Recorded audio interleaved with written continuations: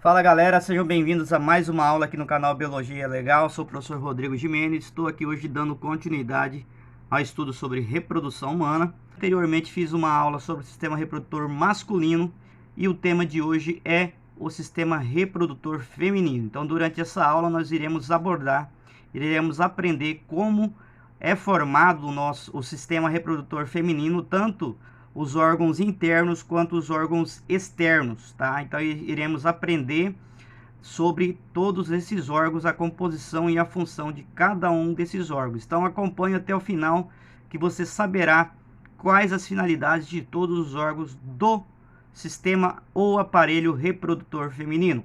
Você que ainda não é inscrito aqui no canal, que se inscreva, deixa seu like aí. No final, deixe seu comentário se você gostou, se você aprendeu. Só lembrando também que estou usando aqui o aplicativo app Corpo Humano RA, Realidade Aumentada, né?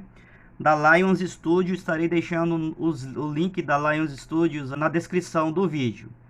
Muito bem, pessoal, estamos dando início então aqui às explicações, né, sobre o sistema reprodutor feminino. Vamos falar primeiramente dos componentes externos, né, do que nós chamamos de vulva, né? Então, os órgãos externos do sistema reprodutor feminino vão ser aí, né, os lábios maiores, lábios menores, também chamados de grandes lábios ou pequenos lábios, clitóris, né? Eu vou ter aí a saída do canal da uretra, vamos ter aí a entrada, né, a entrada do canal vaginal, o períneo, que é a região que fica entre a vagina e o ânus. Então esses são aí, né, os componentes, né, externos da vulva, que nós chamamos, né?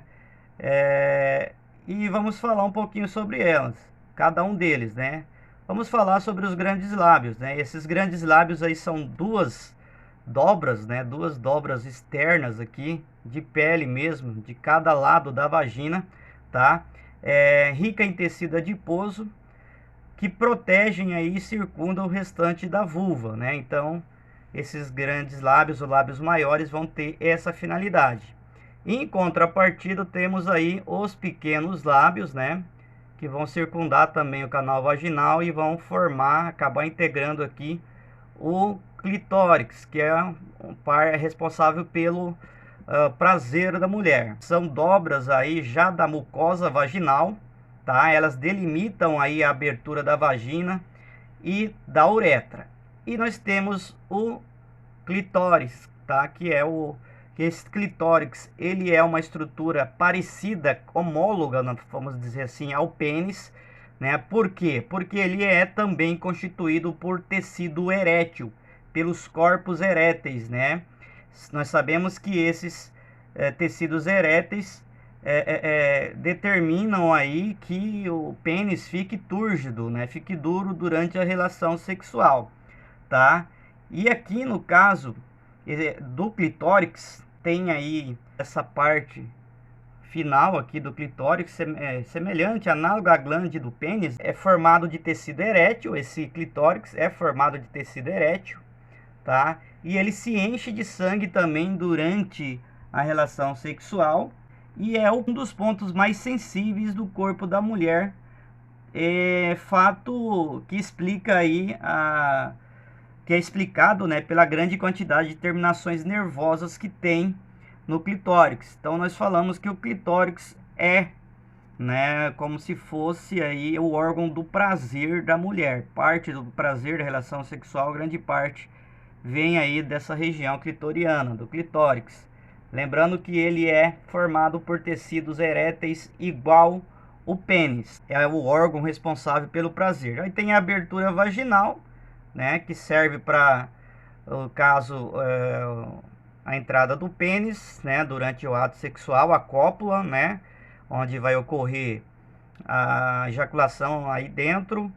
Vai ter aí a uretra, o canal da uretra apenas sai nesse local, logo abaixo aí do clitóris, porém, né, a uretra no caso é uma pegadinha de prova. A uretra na mulher só faz parte do sistema urinário, tá? Apesar de ela estar saindo aí no meio do sistema reprodutor externo, ela não tem função reprodutiva, tá? A uretra no homem, lembrando, né, da aula anterior, no homem vai ter da dupla finalidade, participa tanto do sistema reprodutor masculino quanto do sistema urinário masculino. Porém, na mulher não. A uretra só participa, só tem finalidade no sistema excretor, no sistema urinário. Apesar de o buraquinho, a saidinha da uretra, né, ser aqui no meio, né, dos órgãos reprodutores, tá? Que fique bem claro que a uretra na mulher não tem função reprodutiva. O períneo nada mais é do que uma região de pele, né, que fica entre o ânus e a vagina, né, a vulva que nós falamos aí, né, fica entre a mucosa vaginal e o ânus, tá? Então essas são as partes externas aqui do sistema reprodutor feminino. Agora nós vamos falar da parte interna, né, dos órgãos internos aí do sistema reprodutor feminino. Nós vamos ter aqui, né, os ovários, um de cada lado do corpo. Ligados aos ovários eu tenho a tuba uterina ou trompas de falópio, tubas uterinas, tá? Uma de cada lado, que vai ligar o ovário até o útero. O útero tem esse formato de pera aqui, então isso aqui é o útero, e aqui é o canal da vagina, e aqui assim fica o colo do útero. Nós vamos ver internamente como que é formado esses órgãos e qual a composição e finalidade desses órgãos internos. Então, olhando externamente, né, esses órgãos aqui dentro do abdômen, nós vamos ver aqui, ó, ovários, esquerdo e direito, tuba uterina ou trompa de falópio, que liga o ovário até o útero em si e o canal vaginal, tá? Então essas são as estruturas internas aqui, sem estarem com corte transversal. Agora eu vou mostrar para vocês esses órgãos internos com corte. Muito bem, pessoal, temos aqui o corte, né, vamos dizer assim, dos órgãos, das partes que compõem aí o sistema reprodutor feminino, tá? E nós podemos ver aí somente um lado aqui do corpo, que seria o lado esquerdo feminino, vamos dizer assim, tá? Então nós temos aqui, por exemplo, o útero, né, que está cortado com a sua parede, chamado de endométrio, tá? Mas vamos começar falando lá pelos ovários, né? O ovário está bem aqui, certo? Ligado à trompa de falópio, tuba uterina. Então aqui está o ovário, tá? Esses ovários aí são estruturas que têm uma forma de uma amêndoa, tá? Que apresentam a função de produzir os gametas femininos, que são os ovócitos ou óvulos, né? Também vão produzir os hormônios femininos, como estrogênio e a progesterona. Vou ter um local, uma região do ovário, tá? Onde vai estar os folíolos, nos quais é formado por um conjunto de ovócitos e pelas células que envolvem os ovócitos, tá? O folíolo maduro aí vai se romper, liberando o ovócito durante a ovulação, né, que acontece geralmente em torno da 14º dia de um ciclo de 28 dias aí, né, de ovulação da mulher. Nessa ruptura do folículo, né, aí para ocorrer a ovulação, vai se formar uma estrutura chamada de corpo lúteo, que também vai estar secretando hormônios progesterona e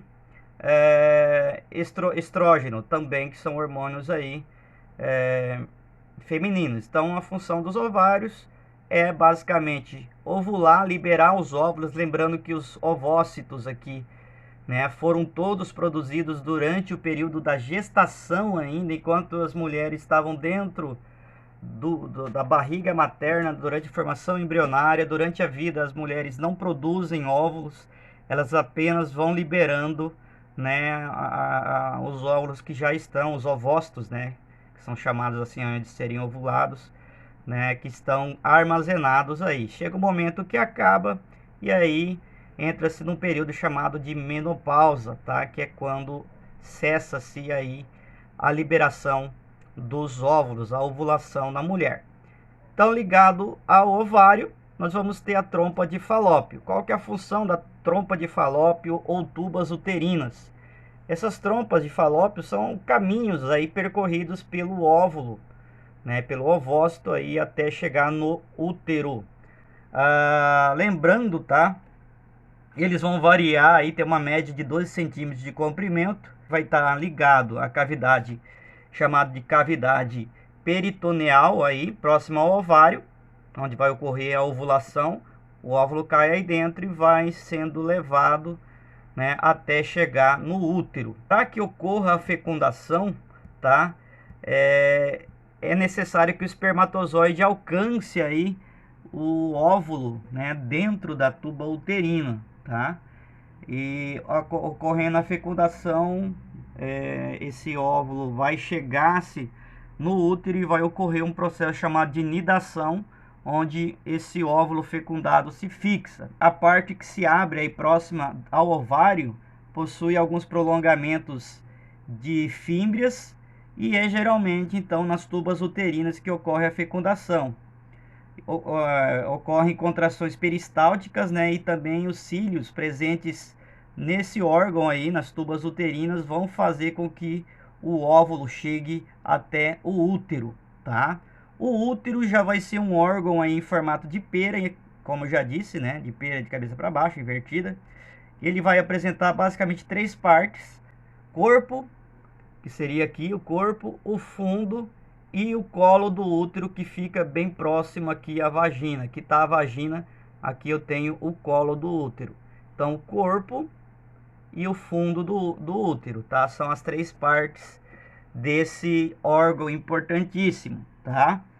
É importante destacar que a parede desse órgão interno, a parede vai ser formada por 3 camadas, onde a mais externa é uma camada serosa, fina, tá?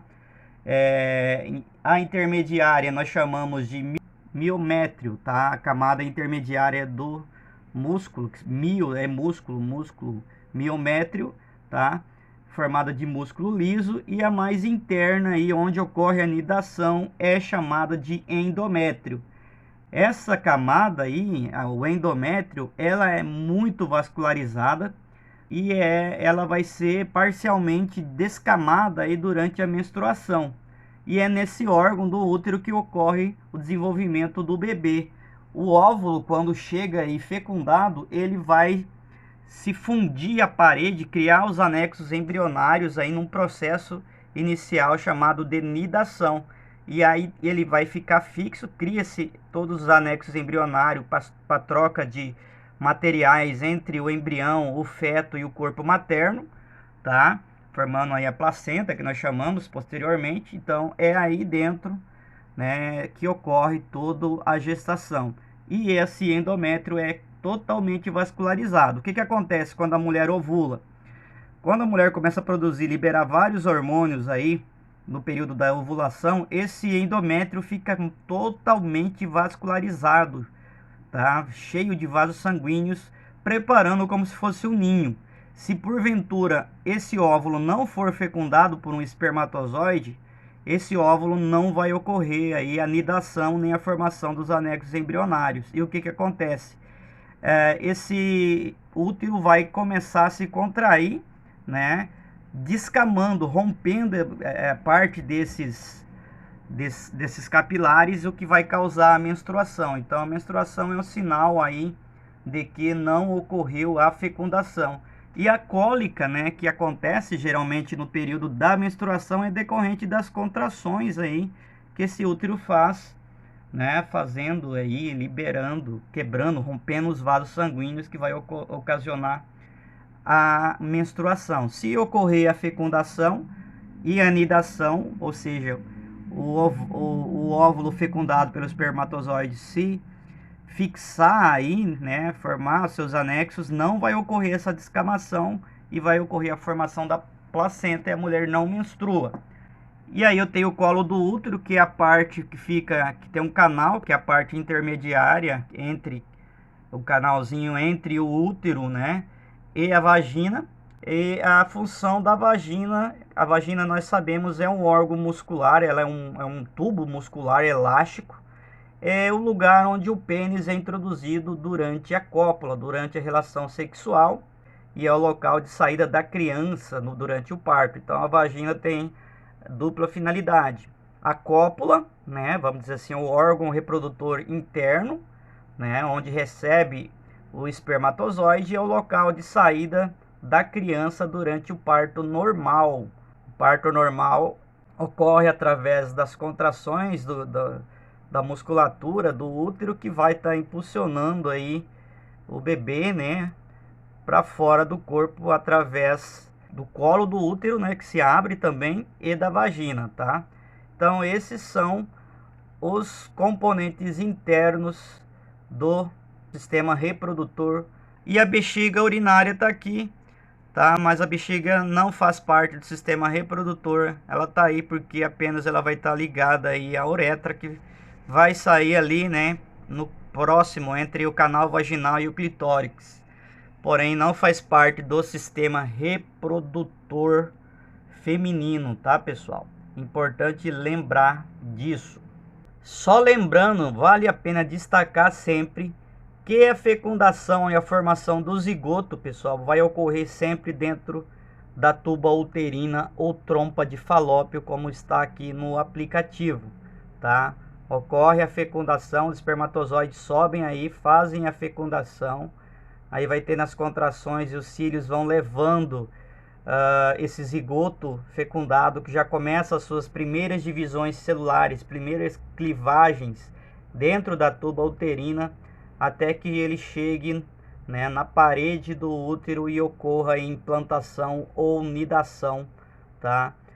E ocorrendo essa implantação ou nidação, não vai ocorrer mais então aí durante essa gravidez a menstruação. Então geralmente, nem sempre, mas atrasou a menstruação, ou é duas situações: ou a mulher está grávida, ou ela deve estar passando por um período complicado de estresse, de nervoso, que pode estar ocasionando aí o atraso, né, na menstruação. Lembrando que as emoções também influenciam aí na liberação dos hormônios que controlam todos esses mecanismos e esses órgãos aqui. Então essa foi a nossa aula sobre sistema reprodutor feminino. Espero que vocês tenham gostado. Se gostaram, não esqueçam de deixar seu like, de deixar o seu comentário aí se você gostou, se você aprendeu, se você entendeu. Quem não assistiu a aula anterior sobre sistema reprodutor masculino, vou estar deixando nos cards aí também, tá? E agora, depois eu vou trazer um vídeo mostrando como acontece a fecundação e o parto. Um forte abraço e até a nossa próxima videoaula.